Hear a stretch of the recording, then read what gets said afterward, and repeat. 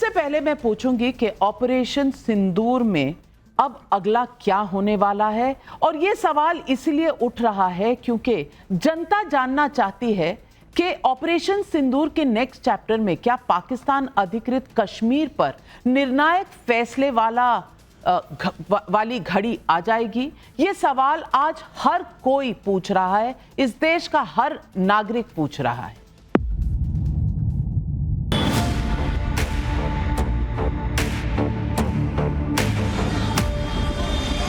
जब भारत की सेना पाक अधिकृत कश्मीर पे कब्जा कर सकती थी, बलूचिस्तान को पाकिस्तान के नक्शे से मिटा सकती थी, अलग कर सकती थी, ट्रंप के कहने पे सीज फायर की घोषणा क्यों की?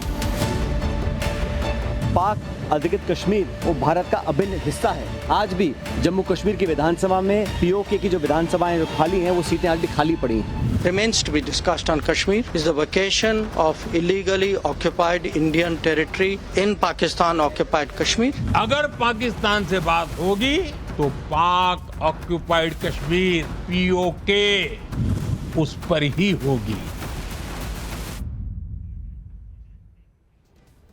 सुशांत सरीन, जंग स्थगित हो चुकी है और ऑपरेशन सिंदूर अभी बाकी है, तो नेक्स्ट चैप्टर में सवाल ये उठ रहा है कि पीओके आएगा। मैं पूछना चाहती हूं कि ये प्रधानमंत्री ने भी कहा कि हमारी बात अगर पाकिस्तान से होगी तो सिर्फ बात होगी टेररिज्म पर और पीओके पर। आप समझते हैं, जैसा कुछ राजनीतिक पार्टियां समझती हैं कि हमारे पास एडवांटेज था, पीओके लेकर ही आना था, जैसे कि आलू लेने गए टमाटर लेते आओ। मैं पूछना चाहती हूं, क्या ये इतना आसान है? नहीं, ये नाविका इतना आसान नहीं है। और हमको दो तीन चीज़ें हैं इसमें। एक तो जो ऑपरेशन सिंदूर था उसके जो उद्देश्य थे वो लिमिटेड थे। उसमें ये नहीं था कि हम पाकिस्तान के ऊपर यलगार कर रहे हैं और या पाकिस्तान को ध्वस्त कर देना है, लेकिन उसमें ये था कि पाकिस्तान ने एक आतंकवादी घटना को अंजाम दिया और उसकी प्रतिक्रिया यहाँ से जानी थी, और प्रतिक्रिया ऐसी होनी थी कि पाकिस्तान को दंडित किया जाए, जो कि किया। और दंडित कैसे किया कि उनके 9 जो बहुत बड़े बड़े मरकज़ थे, सेंटर्स थे आतंकवाद के, उनके ऊपर आपने अटैक किया, उनको ध्वस्त किया। दूसरा क्या जो उद्देश्य था वो ये था कि अगर पाकिस्तान उस पर रिस्पॉन्ड करता है भारत के खिलाफ, तो भारत की जो प्रतिक्रिया होगी पाकिस्तान के रिस्पॉन्स से ज़्यादा तीव्र होगी।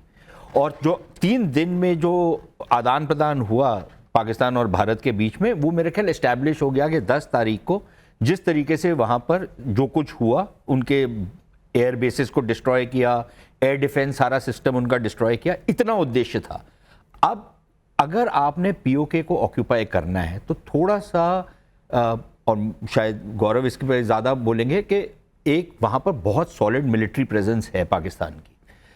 आपके लिए मूव करना वहाँ पर और किसी टेरिटरी को ऑक्यूपाई करना कोई इतना आसान नहीं होता। और ना आपने अपनी जो मोबिलाइजेशन की थी वो एक ज़मीनी लड़ाई के लिए की थी जिससे आप अंदर घुस करके टेरिटरी ऑक्यूपाई कर सकते, तो वो तो उद्देश्य ही नहीं था। क्योंकि 15 दिन के अंदर आप इतनी बड़ी मोबिलाइजेशन जिसमें आप फुल स्केल वॉर करेंगे, वो तो नहीं था। और हम फुल स्केल वॉर इसलिए नहीं चाहते थे क्योंकि एक एंडलेस वॉर में हम फंसना नहीं चाहते, पहली बात।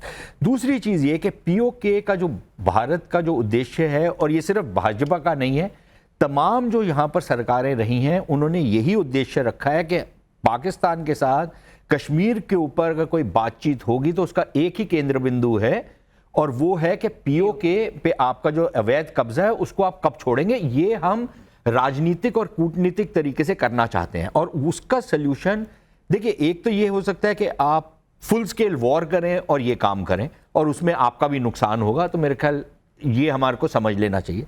दूसरा तरीका ये है कि आप दुश्मन को इतना कमज़ोर करें कि जो फल आपकी टोकरी में गिरना था वो बहुत ज़्यादा आसानी से गिर जाए, बनस्बत इसके कि आप अपने सैनिक भी मरवाएं, अपना अर्थव्यवस्था को भी बिगाड़ें। तो उद्देश्य वो है अभी भी कि पीओके का भारत में वापस आना अनिवार्य है, लेकिन उसके लिए हमारे को कोई जल्दबाजी करने की ज़रूरत नहीं है। हमारे पास और बहुत सारे काम है करने वाले, हम वो करेंगे, पाकिस्तान को कमज़ोर करेंगे, जो कि अब ऑपरेशन सिंदूर का जो कंटिन्यूइंग पार्ट है, जिसमें इंडस वाटर ट्रीटी है और बहुत सारी चीज़ें हम कर रहे हैं, जिससे माना ये पाकिस्तान को जाता है हम कि ये बेसिकली रगड़ेंगे, लेकिन मेजर गौरव आर्या, क्या एक्सपेक्टेशंस बढ़ गई हैं? क्योंकि हमने जिस तरह से पाकिस्तान को ध्वस्त किया है, उन्होंने 400 ड्रोन भेजे, एक नहीं चला, उन्होंने मिसाइल भेजी, कुछ नहीं फटा। आदमपुर के एयरबेस पे जब प्रधानमंत्री गए, S-400 की बात हुई, हमारे एयरक्राफ्ट की बात हुई, सबका जवाब प्रधानमंत्री ने बिना कुछ कहे दे दिया, वहां खड़े होकर S-400 पीछे रखकर, अपने MiG-29 पीछे रखकर। लेकिन हमारी सेना की ये विक्ट्री है, इसमें कहीं दो राय नहीं है। लेकिन क्या अब भारतीयों का और खास करके जो हमारी विपक्षी पार्टियों का ये दिल मांगे मोर हो गया है? ये वैसा समय आ गया है? धन्यवाद बहुत बहुत बुलाने के लिए नाविका। नहीं, ये जो एक्सपेक्टेशन है कि पीओके लेना है, ये तो देश के पार्लियामेंट में भी है। 1994 में रेजोल्यूशन पास हुआ था। तो ये कहना कि पीओके भारत को लेना है, ये तो कोई गलत बात नहीं है। ये तो एक बात है जो है, पार्लियामेंट में है तो फिर सबके लिए है। लेकिन इशू ये है कि ये वाली जो लड़ाई थी, इसमें जो प्यूनिटिव एक्शंस लिए गए, जो डिस्प्रोपोर्शनेट और विजिबल एक्शन लिए गए, उनका एक खास मकसद था। This was essentially an anti terrorist operation, एक तरीके से हम कह सकते हैं। ये वॉर नहीं था।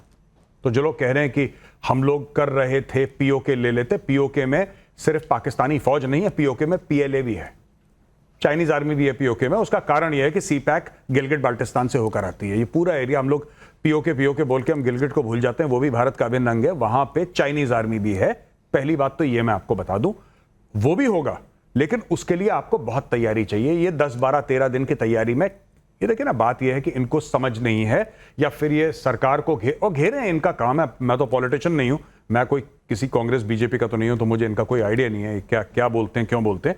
पर जो वो कौन से आम आदमी पार्टी के थे, आई थिंक कोई लीडर थे, जी माफ कीजिएगा, वो कह रहे थे, मुझे लगता है थोड़ी सी बात इलॉजिकल है, वो चढ़ाने वाली बात है कि अरे हम पीओके, ऐसे थोड़ा ना होता है, ऐसे थोड़ा ना होता है। वहां पे आपके हजारों लाखों सैनिक फंस जाएंगे। ये बोलना दिल्ली में बैठ के एसी में बड़ा आसान है, हो सकता है, लेकिन अभी वो मौका नहीं है। This is not the right time, क्योंकि आपका उद्देश्य क्या था पहलगाम का? आपने ये बोला कि पहलगाम में हो गया है आपका पहलगाम, एक बहुत बड़ा आतंकी हमला हो गया है। अब आपको हिट बैक करना है पाकिस्तान को, आतंकी और आपने हिट बैक किया, ऐसा किया कि कमर तोड़ के रख दी आपने पाकिस्तान की। लेकिन अश्विनी कुमार जी, मैं ये पूछना चाहती हूं कि क्या विपक्षी पार्टियां सिर्फ एक मखौल के तरीके से इस बात को कहती हैं? सचिन पायलट कह रहे हैं, संजय सिंह आम आदमी पार्टी से कह रहे हैं, ये मखौल की बात नहीं है। अगर इतना आसान होता तो आपकी सरकारें ले लेती पहले। लेकिन इस वक्त जब पाकिस्तान को नीचे दिखाया गया है, ये सवाल उठा के कहीं आप जो डिफेंस फोर्सेस की अचीवमेंट है उसको कम नहीं हाँक रहे?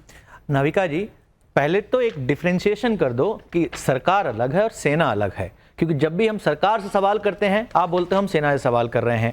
जब भी हम सेना की सरकार सवाल उठाते हैं, आप बोल रहे हो कि आप सेना की बेइज्जती कर रहे हैं। और उसी वक्त आप ये भी कह रहे हो कि मोदी जी जाते हैं, सरकार के नुमाइंदे हैं, वहां जाते हैं और सेना का मनोबल बढ़ा रहे हैं, तो वो सेना को रिप्रेजेंट कर रहे हैं। तो पहले ये एक लाइन क्लियर कर दो कि सरकार पे सवाल उठाना, सेना पे सवाल उठाना, दोनों अलग अलग बातें हैं। वॉर सिचुएशन में आप क्या मानेंगे? वॉर सिचुएशन में क्या मानेंगे? नहीं, मुझे सुशांत सरीन बताइए, क्या वॉर सिचुएशन में सरकार और सेना अलग है? कॉन्स्टिट्यूशन का हमें राइट देता है। नहीं मिश्रा जी, हाँ राइट देता है। वॉर सिचुएशन में सवाल कर सकते हैं। नहीं, आप सवाल कर सकते हैं, इमरजेंसी, लेकिन ये सवाल इस वक्त क्यों? तो डिक्लेयर कर दीजिए कि इमरजेंसी चल रही है, आपका आर्टिकल 19 एग्जिस्ट नहीं करता। आपने सवाल उठाया, उसका जवाब सुन लीजिए। मैं बिल्कुल, मैं तो यहां तक आपसे डिसएग्री भी करता हूं। सिर्फ सरकार से ही नहीं सवाल पूछे जा सकते, सेना से भी पूछे जाने चाहिए। भारत एक डेमोक्रेसी है। डेमोक्रेसी हम पाकिस्तान नहीं है जहां पर सेना से कोई सवाल नहीं पूछता। बिल्कुल सेना की भी जवाबदेही है, लेकिन सरकार और सेना को आप अलग भी मत करिए। सेना से आप डायरेक्टली नहीं पूछ सकते क्योंकि हमारी कुछ मर्यादाएं हैं। आप सरकार से, सेना के ऊपर भी आप सवाल उठा सकते हैं कि सेना की तैयारी थी, कितनी और होनी चाहिए। सिर्फ आलोचना करने के लिए मत पूछिए सवाल, सेना की बेहतरी के लिए भी आप पूछ सकते हैं। अनफॉर्चुनेटली यहां पर अक्सर जो सवाल पूछे जाते हैं आलोचना के लिए नहीं सरीन, ये गलत इल्जाम है। आगे भी बढ़ना, एक सवाल नहीं है, चैप्टर कई हैं। ऑपरेशन सिंदूर में पाकिस्तान पर भारत के एक्शन की सबसे बड़ी बाधा चीन और तुर्की बने, इसलिए भारत में दोनों देशों के खिलाफ बहुत गुस्सा है। तो क्या ऑपरेशन सिंदूर के नेक्स्ट चैप्टर में चीन तुर्की से आर पार होगा? पहला सवाल हम इसलिए पूछ रहे हैं क्योंकि एक देश की राय है। देश की राय क्या है, खुद देखिए।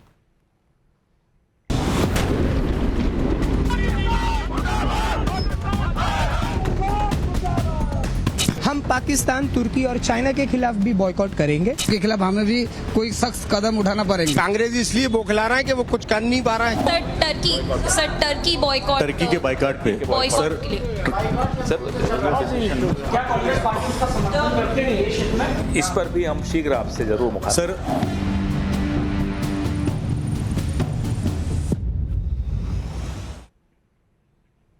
प्रदीप भंडारी जी, सवाल आपसे है।